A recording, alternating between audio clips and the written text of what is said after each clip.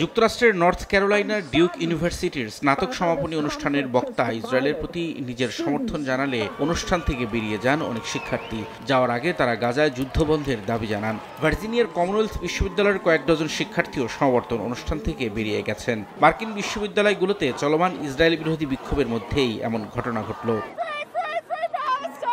এদিন একই ইস্যুতে বিক্ষোভ করেন যুক্তরাষ্ট্রের আরও বেশ কয়েকটি বিশ্ববিদ্যালয়ের শিক্ষার্থীরা। এ সময় পুলিশের সঙ্গে হাতাহাতির ঘটনা ঘটে। চলমান বিক্ষোভে প্রায় ৩,০০০ শিক্ষার্থীকে আটক করেছে মার্কিন পুলিশ। বাংলাদেশি সহ অনেককে ক্যাম্পাস থেকেও বহিষ্কার করা হয়েছে।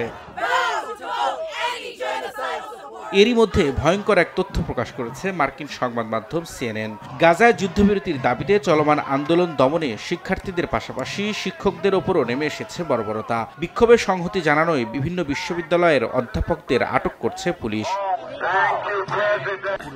নগদে ৫০০ টাকা বা তার বেশি পেমেন্টে পেতে পারেন ঢাকায় জমিসহ ২০ কোটি টাকার পুরস্কার।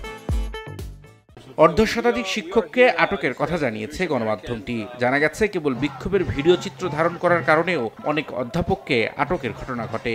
এদের মধ্যে কেউ কেউ পুলিশের মারধর ও হয়রানির শিকার হয়েছেন।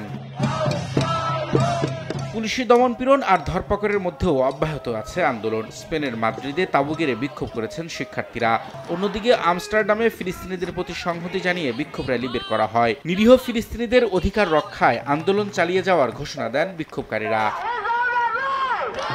গাজায় যুদ্ধবন্ধ, ইসরায়েলি সরকার ও প্রতিষ্ঠানের সঙ্গে বিশ্ববিদ্যালয়ের সম্পর্ক ছিন্ন সহ বেশ কিছু দাবিতে গত ১৭ এপ্রিল বিক্ষোভে নামেন কলম্বিয়া বিশ্ববিদ্যালয়ের শিক্ষার্থীরা। পরে যুক্তরাষ্ট্রের ১.৫ শতাধিক শিক্ষা প্রতিষ্ঠানে এবং ইউরোপের অন্তত ১০টি দেশে বিক্ষোভ ছড়িয়ে পড়ে। একই সময়ে যুক্তরাষ্ট্রেই ২৫০০-এর বেশি ও ইউরোপে ৩ শতাধিক শিক্ষার্থীকে আটক করা হয়েছে।